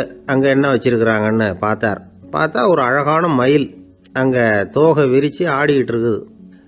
இந்த மயிலோட ஆட்டம் மனசுக்கு இன்பம் தரக்கூடியது தான். இருந்தாலும் பார்வை இல்லாதவங்க இந்த ஆட்டத்தை பார்த்து ரசிக்க முடியுமா? முடியாது. அதனால் இதுவும் சரியில்லை அப்படின்னு சொல்லிவிட்டார். அதுக்கு அடுத்தபடியாக போனார். பல வகையான இனிப்பு பண்டங்களை வச்சுருந்தாங்க. பார்த்தார், வயசானவங்களுக்கும் நோயாளிகளுக்கும் இது இன்பம் தராது, துன்பம் தான் கொடுக்கும் அப்படின்னார். இப்படி ஒவ்வொன்றா பார்த்துக்கிட்டே போகிறார். அழகான மலர்கள், கனிகள், ஓவியங்கள் எதுவுமே பொருத்தமாக தெரியல. சகல பேருக்கும் இன்பம் தரக்கூடிய வகையில் எதுவும் இல்லை. கடைசியாக வந்தார். அங்கே ஒரு களிமண் பொம்மை இருந்தது. அது என்ன பொம்மை தெரியுமா? பசியால் வாடி இருக்கிற ஒருத்தருக்கு ஒரு அம்மா இனிமையாக பேசிக்கிட்டு சோறு போடுறது மாதிரி அந்த பொம்மையை செஞ்சுருந்தாங்க. அதுக்கு கீழே அன்பு அப்படின்னு எழுதியிருந்ததுதான். ராஜா பளிச்சுன்னு ஒரு முடிவுக்கு வந்தார். அந்த பொம்மையை செஞ்ச சிற்பியை வரவழைச்சார், பரிசு கொடுத்தார். அன்பு ஒன்று தான் எல்லாருக்கும் இன்பம் அளிக்கக்கூடிய பொருள். காது கேட்காதவங்களும் அதை கேட்க முடியும், பார்வை இல்லாதவங்களும் அதை பார்க்க முடியும், குழந்தைகளும் அதை உணர முடியும் அப்படின்னு அதுக்கு விளக்கம் கொடுத்தார் அந்த மன்னர்.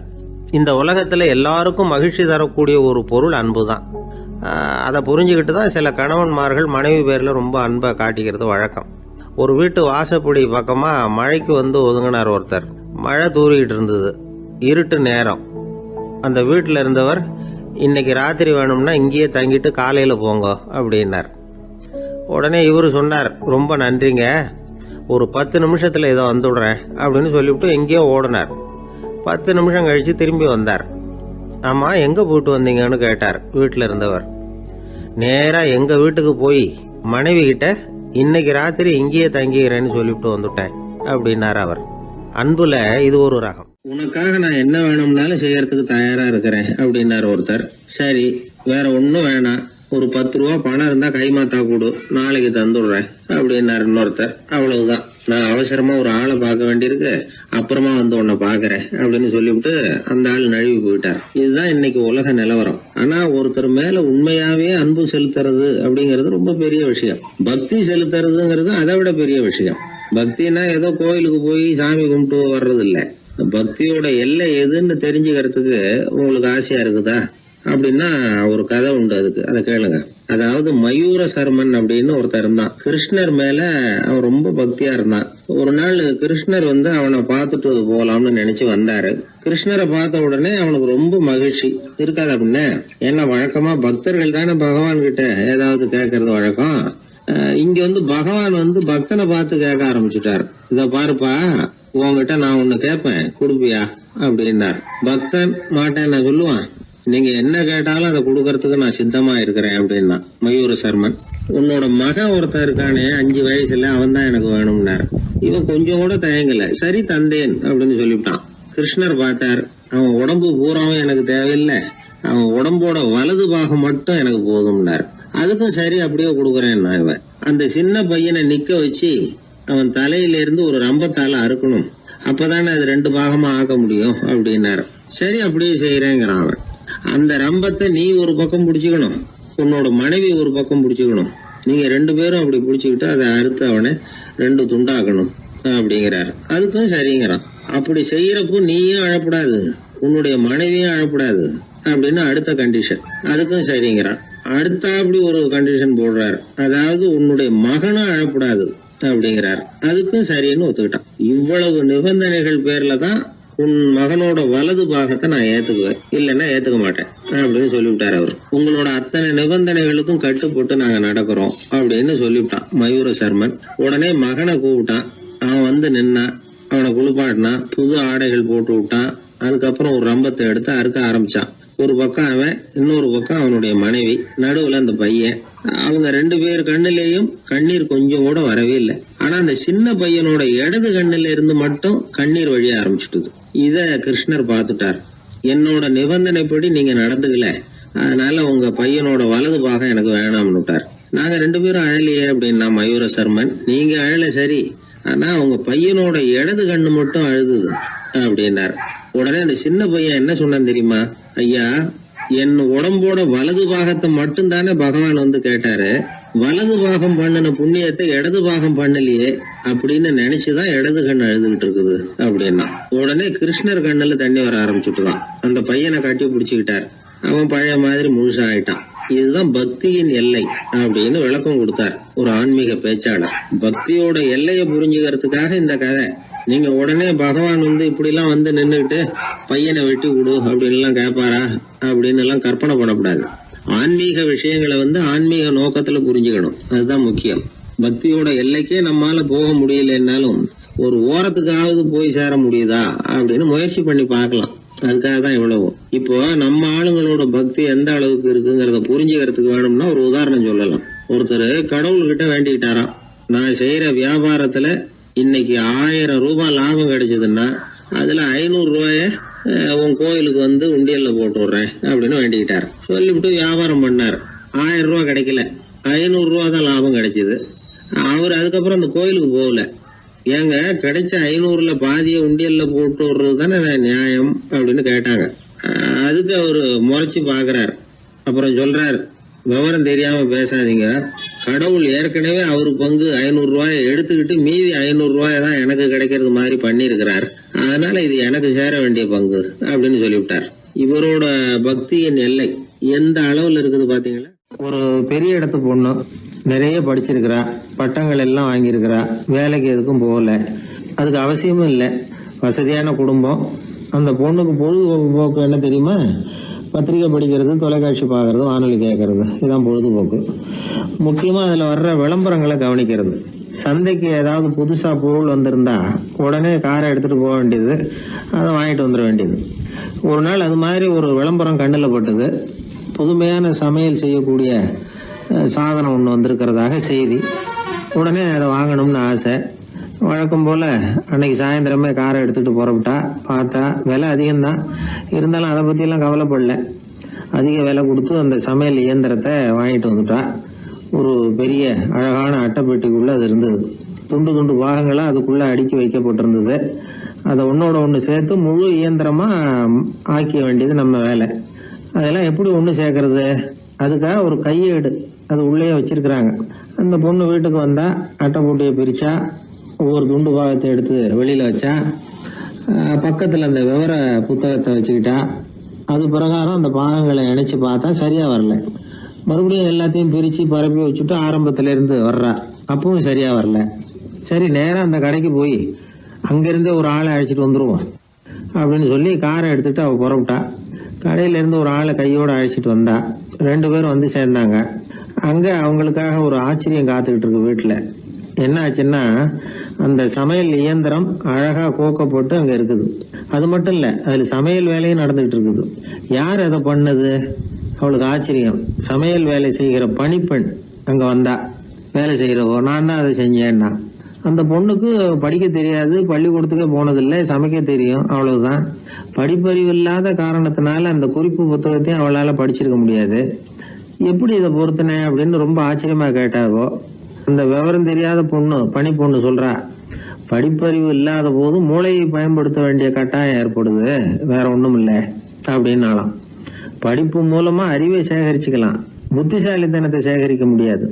தகவல் அறிவுங்கிறது ஞானம் ஆகாது அப்படின்னு சொல்லுவாங்க. அதுதான் இதுல முக்கியம்.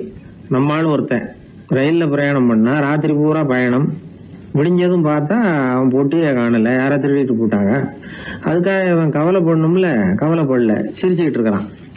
எதிரில் இருந்தவர் கேட்டார், ஏங்க பெட்டியை அவனோ எடுத்துட்டு போட்டானே, அதுக்காக கவலைப்படலையா நீங்க அப்படின்னாரு. நான் எதுக்காக கவலைப்படணும், அதோட சாவி என்கிட்ட தானே இருக்கு அப்படின்னு நானும். இவன் என்னுடைய நண்பர் ஒருத்தர், அவர் விரல்ல நகமே இருக்காது. என்ன காரணம்னு நினைக்கிறீங்க? எல்லாத்தையும் அவரே கடிச்சு துப்பிடுவார். அப்படி ஒரு பழக்கம். சின்ன குழந்தைகள் வந்து நகம் கடிக்குது, விரல் சூப்புது. இதுக்கு என்ன காரணம் தெரியுமா? குழந்தைகள் மனசுல ஏற்படக்கூடிய ஒருவித பாதுகாப்பின்மை, இன்செக்யூரிட்டி, அல்லது தான் வந்து சரியா கவனிக்கப்படல அப்படிங்கிற எண்ணத்தோட வெளிப்பாடு தான் அது அப்படிங்கிறாங்க டாக்டர்கள். சில இடங்கள்ல 2வது குழந்தை பிறந்த உடனே பெரியவர்கள் கவனம் வந்து முதல் குழந்தைகிட்ட இருந்து கொஞ்சம் விலகி 2வது குழந்தைகிட்ட போயிடும். அந்த சமயத்துல முதல் குழந்தைக்கு இந்த பழக்கம் ஏற்படுறதுக்கு வாய்ப்பு உண்டா. சில குடும்பங்கள்ல கணவன் மனைவி 2 பேருமே வேலைக்கு போறவங்களா இருப்பாங்க. குழந்தை வந்து ரொம்ப நேரத்துக்கு பெத்தவங்களை பிரிஞ்சு இருக்க வேண்டிய சூழ்நிலை இருக்கும். குழந்தை ஒரு பாதுகாப்பின்மையை உணர ஆரம்பிக்கும். இந்த பழக்கம் வந்துடும். அதனால ஒரு குழந்தைக்கு தான் வந்து ஒதுக்கப்படுறோம் அப்படிங்கிற நினைப்பு வராம பாத்துக்கணும். வளர்ந்த குழந்தைகளும் நகம் கடிக்கும். வயசானவங்க கிட்டையும் இந்த பழக்கம் இருக்கும்.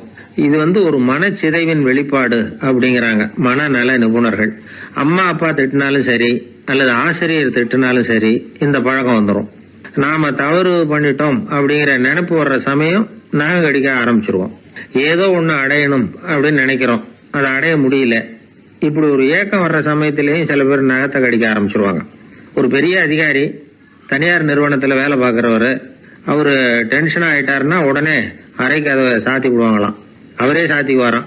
அப்படி சாத்திக்கிட்டு உள்ள எதையாவது வெறிச்சு பார்த்துக்கிட்டே நகத்தை கடிக்க ஆரம்பிச்சிருவாராம். இந்த பழக்கம் உலகம் பூரா உண்டு. நகம் கடிக்கிறவங்கள அந்த பழக்கத்திலிருந்து மீட்கிறதுக்கு என்ன வழி அப்படின்னு லண்டன்ல உள்ள அழகியல் நிபுணர்கள் யோசனை பண்ணி பார்த்துருக்குறாங்க. சில ஆய்வுகள் பண்ணி பார்த்தாங்களாம். அவங்க என்ன பண்ணாங்க தெரியுமா? நகம் கடிக்கிற பழக்கம் உள்ளவங்களையெல்லாம் தேடி பிடிச்சாங்க. அவங்களையெல்லாம் 3 பிரிவாக பிரிச்சுக்கிட்டாங்க. ஒரு பிரிவு கிட்ட என்ன சொன்னாங்கன்னா, உங்களுக்கு நகத்தை கடிக்கணுங்கிற நினைப்பு வர்றப்போவெல்லாம் டைரி எழுத ஆரம்பிச்சிருங்க அப்படின்னாங்களாம். இன்னொரு பிரிவு கிட்ட உங்களுக்கு அந்த நினைப்பு வர்றப்போவெல்லாம் உங்க நகத்துக்கு வண்ணம் பூச ஆரம்பிச்சிருங்க, அழகுபடுத்த ஆரம்பிச்சிருங்க, நெயில் பாலிஷ் போடுறாங்களே அது மாதிரி, அப்படி ஒரு யோசனை சொல்லியிருக்காங்க. 3வது குழுவினர்கிட்ட உங்களுக்கு நகத்தை கடிக்கணுங்கிற எண்ணம் வர்றப்போவெல்லாம் விரல்களை இறுக்கமா மூடி வச்சுக்கிட்டு வேற விஷயங்கள்ல கவனம் செலுத்துங்க அப்படின்னு சொன்னாங்களாம். இப்படி 3 வித முயற்சி பண்ணி பார்த்ததுல கடைசியா அவங்க என்ன கண்டுபிடிச்சாங்க தெரியுமா? 3வது குழு செஞ்சதுல நல்ல பலன் கிடைச்சதாம்.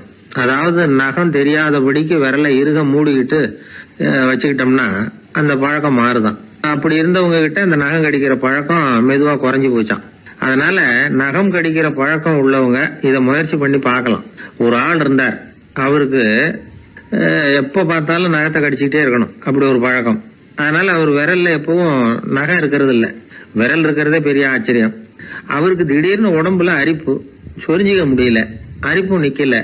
1 வாரம் தொடர்ந்து கஷ்டப்பட்டார். கடைசியா ஒரு டாக்டர் கிட்ட ஓடினார். அவர் எல்லாத்தையும் விவரமா கேட்டுக்கிட்டு கடைசியா கொஞ்சம் மாத்திரை கொடுத்து வேலைக்கு 1 சாப்பிடு அப்படின்னாராம். இந்த மாத்திரை எதுக்கு டாக்டர்? அரிப்பு நிக்கிறதுக்கா அப்படின்னாராம். இல்ல நகம் வளர்றதுக்காக அப்படின்னாராம் இந்த டாக்டர். இயேசுநாதர்கிட்ட ஒருத்தர் கேட்டாராம், இயேசுவே என்னை எவ்வளவு நேசிக்கிறீர்கள் அப்படின்னு. அவர் தன்னுடைய 2 கைகளையும் அகல விரித்து இவ்வளவு என்று சொல்லி சிலுவையில் உயிர் நீத்தார் அப்படின்னு சொல்லுவாங்க. அதாவது அந்த நேசிப்புக்கு எல்லை கிடையாது, அதே போல மன்னிப்புக்கும் எல்லை கிடையாது. இது இயேசுநாதர் சொல்லி கொடுத்த ஒரு பாடம். இயேசுனுடைய சீடர்கள்ல ஒருத்தன் பீட்டர், அவன் ஒரு நாள் இயேசுநாதர்கிட்ட கேட்டிருக்கான், இயேசுவே நான் என்னுடைய தம்பி கிட்ட அடிக்கடி சண்டை போட்டுக்கிட்டு இருக்கிறேன், என்னுடைய சகோதரன் கூட, அவனை நான் எத்தனை தடவை மன்னிக்கிறது? ஏற்கனவே 7 தடவை அவனை மன்னிச்சுட்டேன் அப்படின்னு சொல்லியிருக்கிறான். அப்போ இயேசு சொன்னாராம், மன்னிக்கிறதுக்கு எத்தனை தடவைங்கிற கணக்கெல்லாம் கிடையாது, எத்தனை தடவை உன்னுடைய சகோதரன் உன்னை கோபப்படுத்துகிறானோ அத்தனை தடவை நீ மன்னிக்கிறதுக்கும் தயாரா இருக்கணும், அதுதான் அப்படின்னு சொன்னாராம். அப்போ இவனுக்கு ஒன்றும் புரியல, இது என்ன அவன் தப்பு பண்ணிக்கிட்டே இருப்பான், நாம மன்னிச்சுக்கிட்டே இருக்கிறதா அப்படிங்கிறது மாதிரி குழப்பமா இருந்திருக்கிறான். அப்போ இயேசுநாதர் தன்னுடைய சீடன் பீட்டர்கிட்ட ஒரு கதை சொன்னாராம். அந்த கதை இன்றைக்கு நாம் எல்லாரும் சிந்தித்து பார்க்க வேண்டிய ஒரு கதை. அதாவது மன்னிப்பை விரும்புகிறவர்கள் மன்னிக்கவும் தயாராக இருக்க வேண்டும் அப்படிங்கிறது தான் அந்த கதையினுடைய தத்துவம். அந்த இயேசுநாதர் சொன்ன கதை என்னன்னா, ஒரு மன்னர் இருந்தார். அவர் ஒரு நாள் அரண்மனையில் உட்காந்து கணக்கு வழக்குகள்லாம் பார்த்துக்கிட்டு இருந்தார். நம்ம அரண்மனையிலிருந்து யார் யார் அரசாங்க கடன் வாங்கியிருக்கிறாங்க, யார் யார் திருப்பி செலுத்தி இருக்கிறாங்க அப்படிங்கிற விவரத்தையெல்லாம் பார்த்துக்கிட்டு இருந்தார். அப்போதான் புரிஞ்சுது, அந்த அரண்மனையில் வேலை செய்கிற ஒருத்தனே அரசாங்க கடன் வாங்கியிருக்கிறான். எவ்வளவு? 10,000 பொற்காசுகள் வாங்கியிருக்கான் கடன். இந்த 10,000 பொற்காசுகளை திருப்பி செலுத்தலை அரசாங்கத்துக்கு. இது மன்னர் கவனத்துக்கு வந்தது. உடனே நம்ம அரண்மனையில் இருக்கிறவனே அரசு கடன் வாங்கி திருப்பி செலுத்தாமல் இருக்கான், அவனை கூப்பிட்டு வாங்கன்னு சொல்லி கூப்பிட்டுட்டு வந்தாங்களாம். விசாரிச்சிருக்கிறாங்க, என்னப்பா நீ எவ்வளவு ஒன்று? ஆமாங்க 10,000 பொற்காசுகள் வாங்கியிருக்கிறேன், இன்னும் திருப்பி கட்டலைன்றான். உடனே அவர் மன்னர் சொல்லியிருக்கிறார், நம்ம சட்டத்திட்டப்படி நீ உடனே பணத்தை திருப்பி கட்டிடு, அப்படி உன்னால் கட்ட முடியலன்னா உன்னுடைய வீடு வாசல் சொத்து சுகம் எல்லாத்தையும் விற்று அந்த பணத்தை அரசு கருவூலத்தில் சேர்த்துக்கிறதுக்கு நானே ஏற்பாடு பண்ணிடுறேன் அப்படின்னு அந்த மன்னர் சொன்னாராம். இவன் அப்படியே அதிர்ச்சி ஆகிட்டான், அப்படியே பொத்துன்னு காலில் விழுந்தானா. மன்னா என்னை மன்னிச்சுங்க, என்னால் முடியல, எனக்கு மன்னிப்பு கொடுங்க அப்படின்னு இருக்கான். உடனே அவர் எழுந்திரிச்சு, சரி நீ மன்னிப்பு கேட்டுவிட்ட, அதனால் உன்னை மன்னிக்கிறேன், நீ பணம் கட்ட வேண்டாம் அப்படின்னு சொல்லி அந்த மன்னர் அவனை விட்டுட்டாராம். பணத்தையும் தள்ளுபடி போட்டார், நீ திருப்பி கட்ட வேண்டான்னு. இவனுக்கு ரொம்ப மகிழ்ச்சி, அதனால ரொம்ப உல்லாசமாக வந்துகிட்டு இருக்கிறான். தெருவில் வந்துகிட்டு இருக்கிறப்ப இவங்கிட்ட கடன் வாங்கின ஒருத்தன் எதுக்கு வந்துகிட்டு இருக்கான். அவன் இவங்கிட்ட ஒரு 100 பொற்காசுகள் கடன் வாங்கியிருக்கான். அவன் வந்தான், இவன் போய் அவன் சாட்டையாக பிடிச்சிக்கிட்டான், நீ எப்படா என் கடனை திருப்பி கொடுக்க போறேன்னு. அவன் இப்போ முடியல, கொஞ்சம் பொறுத்துக்கா, அப்புறம் தரேன் இருக்கான். அதெல்லாம் முடியாது, நீ கொடுத்து தான் ஆகணும் அப்படின்னு இவன் புடிவமாக சொல்கிறான். இப்போ இப்போ நிலைமையை பாருங்கள், இவன் ஏற்கனவே 10,000 பொற்காசுகள் அரசாங்கத்தில் கடன் வாங்கினா அதுக்கு மன்னிச்சு விட்டுட்டார் இவனை. ஆனால் இவன் இன்னொருத்தனை மன்னிக்கிறதுக்கு தயாராக இல்லை. இவங்கிட்ட கடன் வாங்கின இன்னொருத்தன் 10 பொற்காசுகள், அவனை மன்னிக்க தயாராக இல்லை. அவனை கொண்டு போய் நீதிமன்றத்தில் கொண்டு போய் நிறுத்தி தண்டனை வாங்கி கொடுத்துட்டான். நீதிபதி என்ன சொன்னார், அந்த இவன் வாங்கின பொற்காசுகளை திருப்பி கட்டுற வரைக்கும் ஜெயிலில் இருக்கணுங்கிறது தீர்ப்பு. ஆனால் உடனே அரசர் காதில் வந்து விழுந்தது. சொல்லிட்டாங்க, உங்ககிட்ட மன்னிப்பு வாங்கிட்டு போனானே ஒருத்தன், அவன் இன்னொருத்தனை மன்னிக்கிறதுக்கு தயாராக இல்லை, அவனை கொண்டு போய் ஜெயிலில் அடைச்சிட்டான் அப்படின்னு. உடனே மன்னர் பார்த்தார், இவனை மறுபடியும் கூப்பிட்டு வர சொன்னார். தபாரப்பா, நான் உன்னை மன்னிச்சு விட்டேன், ஆனால் நீ இன்னொருத்தனை மன்னிக்கிறதுக்கு தயாராக இல்லை, அதனால் என்னுடைய தீர்ப்பையும் மாத்துறேன், நீயும் அரசு கடன் தீர்ற வரைக்கும் ஜெயிலில் தான் இருக்கணும் அப்படின்னு சொல்லி ஜெயிலுக்கு அனுப்பிச்சிட்டாராம். இப்படி ஒரு கதையை இயேசுநாதர் தன்னுடைய சீடருக்கு சொன்னதாக ஒரு வரலாறு. அது என்ன, அதிலேருந்து நாம் புரிந்து கொள்ள வேண்டியதுன்னா, நாம் மன்னிக்கப்படணும்னு நாம் விரும்புகிறோம்னா நாம் இன்னொருத்தரை மன்னிக்கிறதுக்கு தயாராக இருக்கணும். அதனால் நாம் இன்னொருத்தரை யாரையும் மன்னிக்க மாட்டோம், ஆனால் என்ன இன்னொருத்தர் மன்னிக்கணும் அப்படிங்கிறது மாதிரி செய்யக்கூடாதுன்னு சொல்லுவாங்க. அது மாதிரி நாம் இப்போ இது தப்பாக புரிஞ்சுக்கிறவங்களும் இருக்கிறாங்க. பாவம் மன்னிப்புங்கிறதுலாம் எதுக்குன்னா, அதாவது மறுபடியும் பாவம் செய்யாமல் இருக்கிறதுக்காக தான். அதான் மன்னிக்கிறாரே அப்படிங்கிறதுக்காக மறுபடியும் பாவம் பண்ணிகிட்டு இருக்கிறது இல்லை. அதான் ஒருத்தர் கேட்டாராம், பாவத்திலேருந்து மன்னிப்பு கிடைக்கணும்னா நீ என்ன செய்யணும் அப்படின்னு கேட்டிருக்கார். அதுக்கு அவன் சொல்லியிருக்கிறான், நான் முதல்ல பாவம் செய்யணும், அப்போ தானே மன்னிப்பு கிடைக்கும் அப்படின்னு நானாம். இப்படிப்பட்டவர்கள் தான் இன்றைக்கி உலகத்தில் அதிகமாக இருக்கிறாங்க. அதனால் இந்த மன்னிப்பின் மகத்துவங்கிறது இயேசுநாதர்கிட்டேருந்து தான் நாம் புரிஞ்சுக்கணும். அந்த இயேசு சொன்ன அந்த மன்னிக்கிற மனோபாவம் இருந்தால் இன்றைக்கி உலகம் பூராவும் அமைதி பூங்காவாக இருக்கும். அதில் ஒன்றும் ஆச்சரியமே இல்லை, அதில் ஒன்றும் சந்தேகமும் இல்லை. அதனால் மன்னிக்கிற மனோபாவத்தை நாம் எல்லாரும் நமக்குள்ளே வளர்த்து கொள்ள வேண்டும் அப்படிங்கிறது தான் நாம் இன்றைக்கு எல்லோரும் சிந்தித்து பார்க்க வேண்டிய ஒரு செய்தி. வயிறு பசிக்குதேங்கிறது சிலரோட கவலை, வயிறு பசிக்க மாட்டேங்குதே அப்படிங்கிறது சில பேரோட கவலை. 2 விதமான கவலைக்கும் வயிறு தான் காரணமாக இருக்குது. வயிறு பசிச்சதுன்னா அது இயற்கை, வயிறு பசிக்கலைன்னா அது வியாதி. ஆனால் பசியையும் நாம் பசிப்பிணி அப்படின்னு தான் சொல்லுவோம். என்ன காரணம்? வியாதியை போக்க வேண்டியது எவ்வளவு முக்கியமோ அதை விட முக்கியம் பசியை போக்க வேண்டியது. ஒரு சமுதாயத்தில் பசிப்பிணியே இருக்கக்கூடாது, அதுதான் நல்ல சமுதாயம். பசியை போக்கணும்னா சாப்பாடு போடணும், பசியின்மையை போக்கணும்னா வைத்தியம்தான் பண்ணணும். இது சம்பந்தமாக எவ்வளவோ ஆராய்ச்சிகள் நடக்குது, நிறைய மருந்து கண்டுபிடிச்சிருக்கிறாங்க. நம்ம உடம்புல பசியை தூண்டக்கூடிய பகுதி எது, இதை முதல்ல தெரிஞ்சுக்கணும் இல்லையா? நாம் சாப்பிட்ற ஆகாரம் செரிக்கிறதுக்கு எது காரணம் தெரியுமா? நம்ம மூளையோட பின்பகுதி தான் அதுக்கு காரணமாக இருக்குதாம். மூளையின் பின்பகுதியில் நரம்பு செல்களால் ஆன 2 வகையான ஆரக்சின்கள் தான் பசியை உண்டாக்குது அப்படின்னு கண்டுபிடிச்சிருக்கிறாங்க. 2 ஆய்வாளர்கள் இதை கண்டுபிடிச்சிருக்காங்க. அவங்க 2 பேரும் டெக்சாஸ் பல்கலைக்கழகத்தில் ஹார்வர்டு ஹக்ஸ் மருத்துவ கல்வி நிலையத்தில் பணிபுரிகிறவங்களாம். உண்பது தேவைங்கிறது உணரப்படும் போது மூளையின் அந்த குறிப்பிட்ட பகுதி ஆரக்சின் அப்படிங்கிற ஹார்மோன்களை சுரக்கும், அது பசி உணர்வை தூண்டும் அப்படிங்கிறது தான் அந்த ஆய்வாளர்களின் கண்டுபிடிப்பு. இந்த ஆரக்சின் வேறு சில உயிரினங்கள்லேயும் உண்டு. இப்போ எலிகளில் கூட இது இருக்குது. அதனால் எலிகளை வச்சு இது சம்பந்தமாக ஆராய்ச்சி பண்ணாங்க. எலிகள் உடம்பில் ஆரக்சினை செலுத்தி பார்த்தாங்க. உடனே என்னாச்சு தெரியுமா? அந்த எலியெல்லாம் பசியால் துடிக்க ஆரம்பிச்சுட்டுது. எதையாவது தின்னு பசியை தீர்த்தா போதுங்கிற அளவுக்கு அந்த எலிகள்லாம் அல்லாட ஆரம்பிச்சுட்டுது. இயல்பாக சாதாரணமாக அந்த எலிகள் எவ்வளவு சாப்பிடுமோ அது மாதிரி 8 முதல் 10 மடங்கு அதிகமான ஆகாரத்தை 1 மணி நேரத்துக்குள்ளே சாப்பிட்டு தீர்த்துட்டு தான். சில எலிகளின் மூளையில் இந்த ஆரக்சின் அளவை கட்டுப்படுத்தி பார்த்துருக்குறாங்க. உடனே என்னாச்சு தெரியுமா? அதெல்லாம் சாப்பாட்டை கண்டா முகத்தை திருப்பிட்டு போக ஆரம்பிச்சுட்டு தான். அந்த எலிகளுக்கு பசி எடுக்கலையா. இந்த ஆராய்ச்சியின் அடிப்படையில் பசியை எடுக்காமல் இருக்கிற மனிதர்களுக்கும் பசியை தூண்ட முடியும் அப்படின்னு சொல்லி ஆராய்ச்சியாளர்கள் தெரிவிச்சிருக்கிறாங்க. ஆக ஆரக்சின் தான் பசிக்கு காரணம்ங்கிறது தெரிஞ்சு போச்சு. சரி, இந்த ஆரக்சின் அப்படின்னா என்ன? அது ஒரு கிரேக்க சொல், அதுக்கு பசின்னு அர்த்தம். நம்ம ஆளுங்களுக்கெல்லாம் பசியை தூண்டுறதுக்கு மருந்து தேவையில்லை, பசியை குறைக்கிறதுக்கு தான் மருந்து தேவை. ஒரு அம்மா டாக்டரை தேடி வந்தாங்களாம்.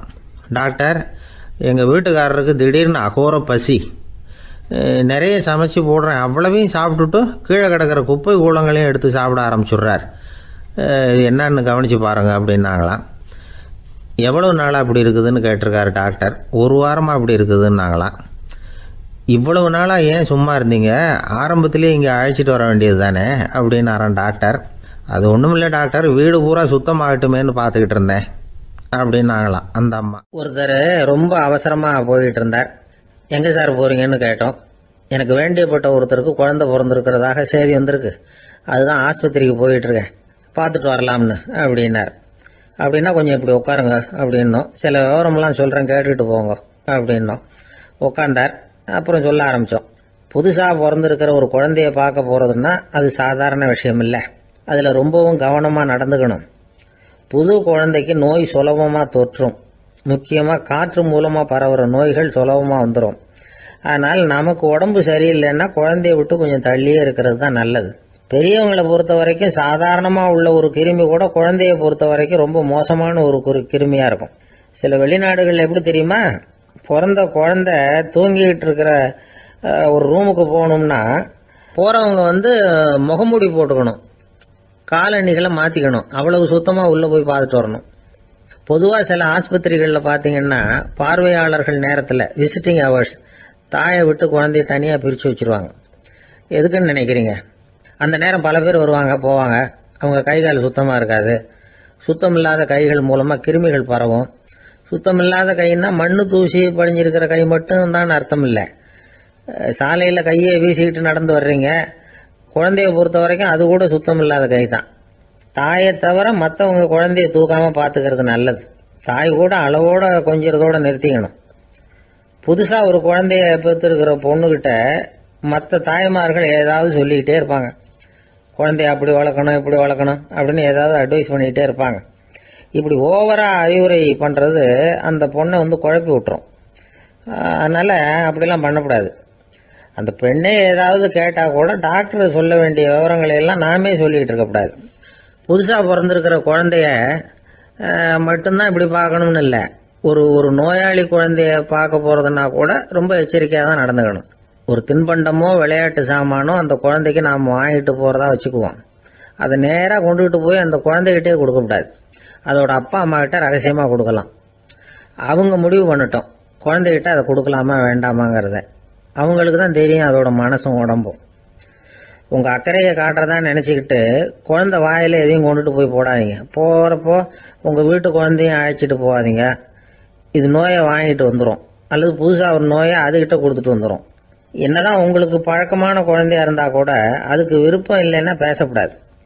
அங்கே போய் அவங்க பள்ளிக்கூடத்தை ஞாபகப்படுத்திட்டு இருக்கக்கூடாது. நோயில் இருக்கிறப்ப ஸ்கூலை பற்றி பேச அது விரும்பாது. ஆஸ்பத்திரியை விட்டு வெளியில் புறப்படுறப்போ குழந்தைகிட்ட சொல்லணும்னு அவசியம் இல்லை. அதோட அப்பா அம்மா கிட்ட சொல்லிவிட்டு புறப்பட்டா போதும், குழந்தை கோபிச்சிக்காது. சமூக சம்பிரதாயத்தை பற்றி அது கவலைப்படுறதில்லை. இப்படி எல்லா விவரமும் நம்ம எதிரில்